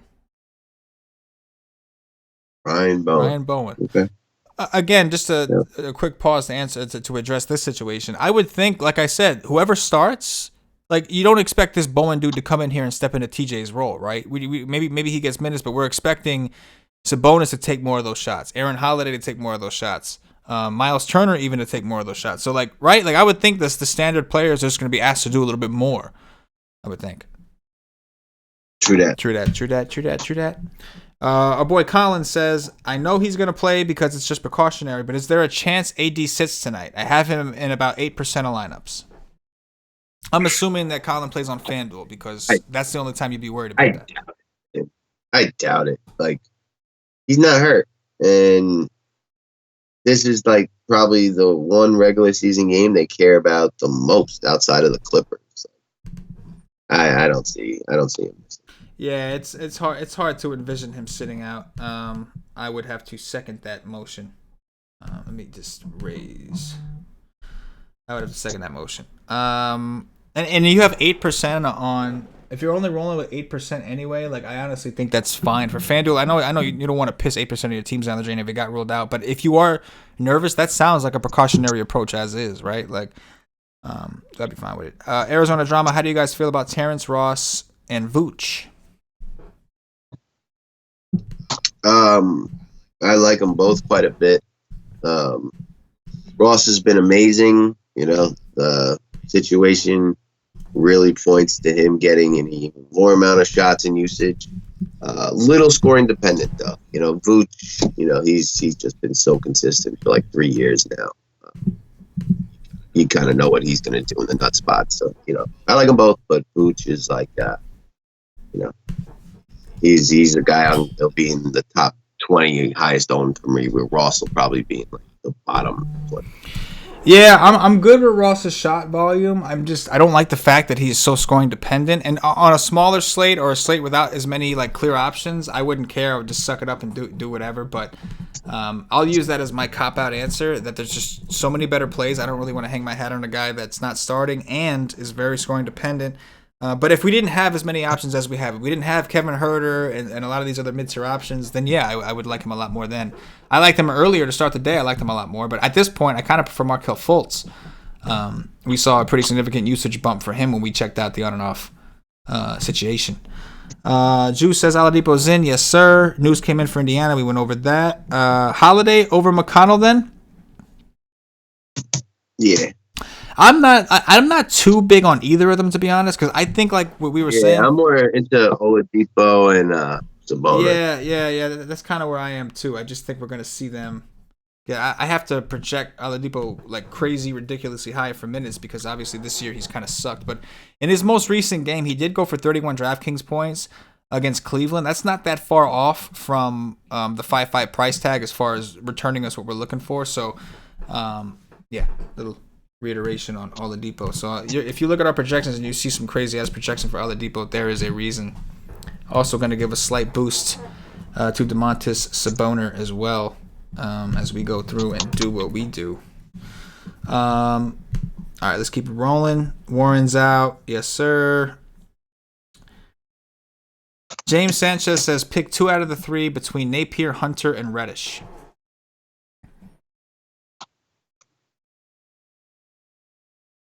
Reddish, Hunter. It's hard not to go with Atlanta. I like Napier. I just don't know. I liked Napier earlier. I'm probably not going to end up with a whole lot now.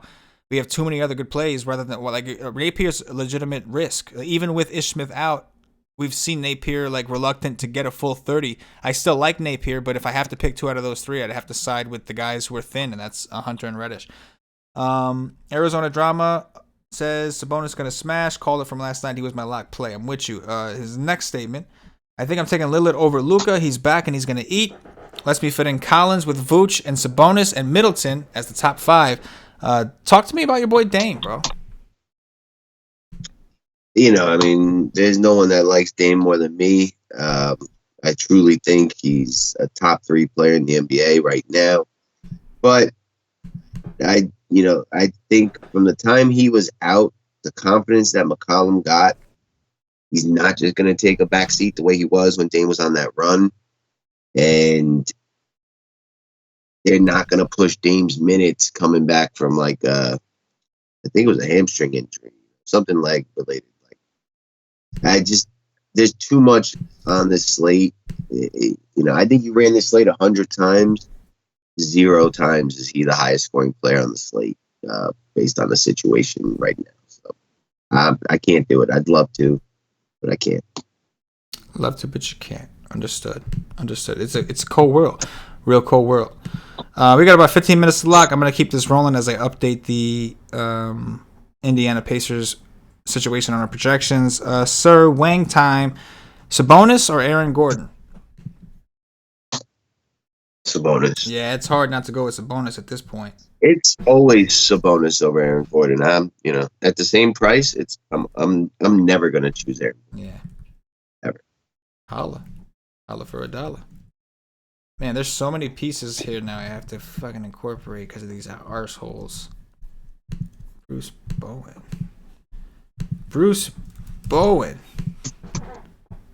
I don't even have a projection for this dude because he doesn't have a point per minute. Shit. Yeah, don't even worry about it. All right, let's keep it rolling. Top 2 favorite Pacer plays. Sabonis and Oladipo. That was an easy one. Arizona Drama says, you guys said earlier Rubio going to be on Lillard, and he got 40 FanDuel points last night, first game back, which wasn't bad. Yeah, I don't disagree. I think Dame is fine. I think for Paulie's perspective, just explaining while he's reluctant. If this was a smaller slate, maybe you'd be a little bit more willing to take a shot on Lillard, right? It's just the slate is so big. Yeah. There's other guys that you feel more confident about. It's easier to go with those guys. But I wouldn't talk anyone off of Lillard. But with that said, I'm not too high on him myself. For a lot of the same reasons that Paulie had mentioned. I'd rather wait and see and let him get there. And I think we have other players. Even if Dame goes for 55 or 60, I think that I could make that up somewhere else and maybe even make it up better point per dollar wise. But I will say this. I think Dame's ownership is going to be really low, especially with the emergence of all these guards and value guards. I don't think a ton of people are going to spend up at point guard anymore. So to your point, Arizona Drama, again, not trying to deter you from Dame. I think there's some validity there to what you're saying. Smashing. Rubio and Seth Curry or Booker and Napier?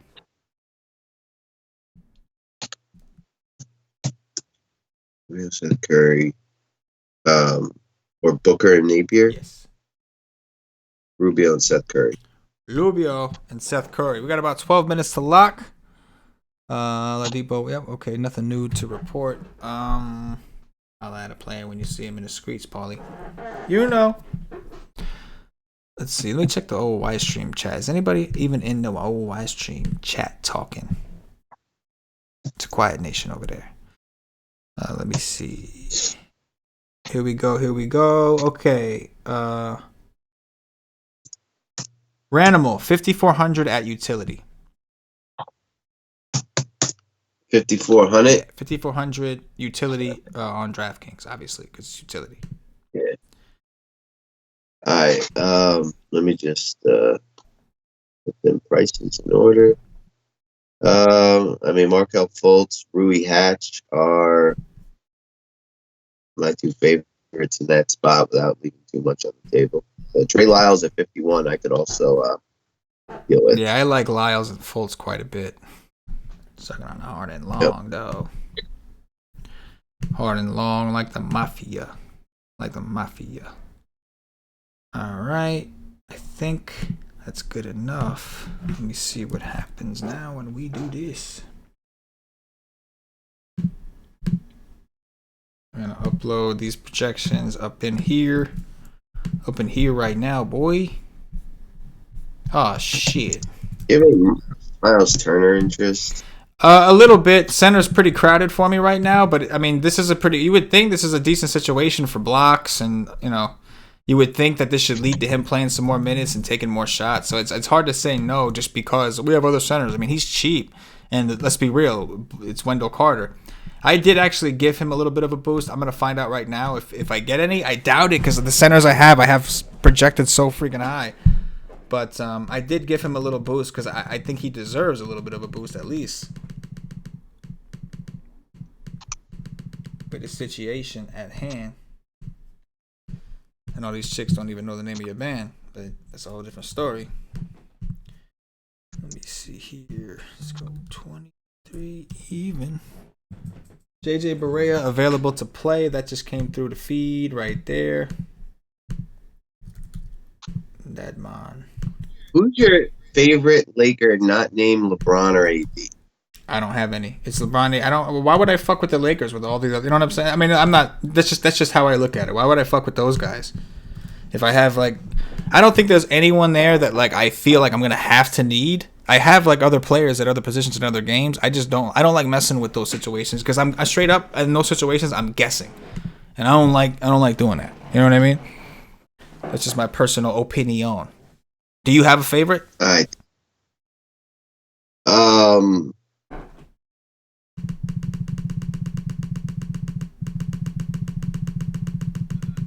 KCP, I guess, but yeah.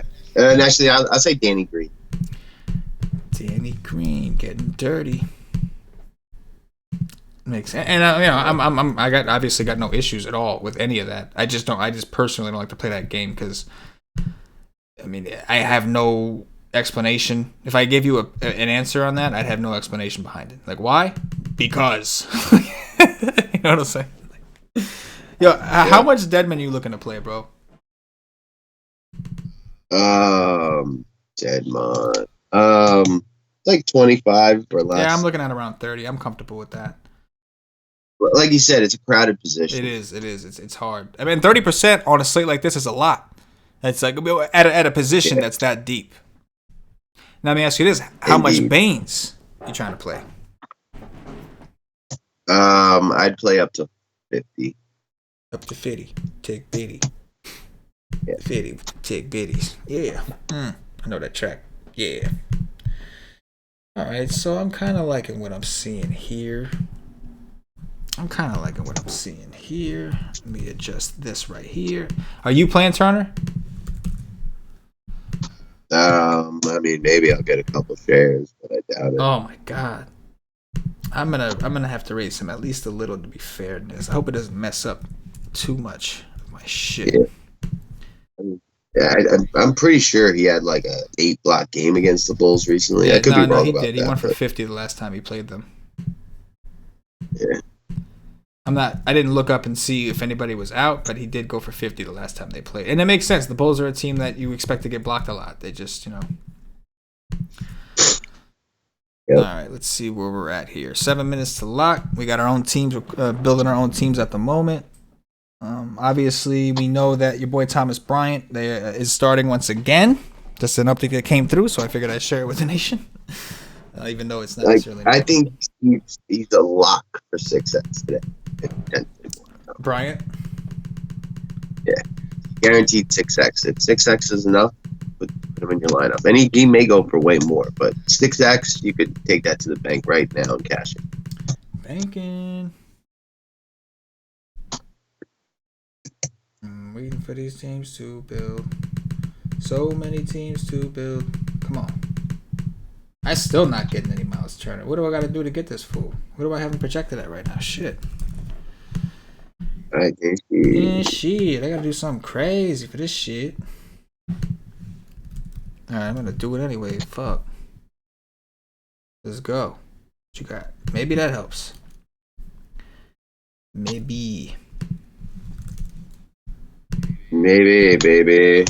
Sucking on it. 6 minutes to lock, nation. It's crunch time. Literally. Hey. Turner.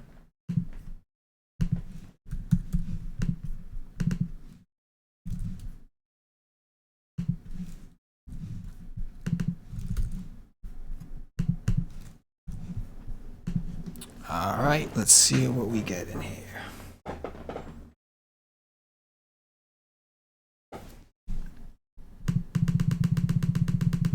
I'm getting a little more Turner now. Still not a lot. Just 1 calorie, not evil enough. All right, I'm gonna raise him up to. I got Turner projected for 30.43. That's 5.85x. That should be enough to get a little bit more. Turner 30.43. Shit, don't touch that. I'm not trying to touch on that. I think You know what I'm saying. 5 minutes to lock, nation. 5 minutes to lock. Let's get these builds rolling. Let's get dirty on them. Rolling in that thing, boy. How much Booch you playing? Not much. Yeah. Feel you though. It's hard with me jamming in 2 of them studs from that main game. Right.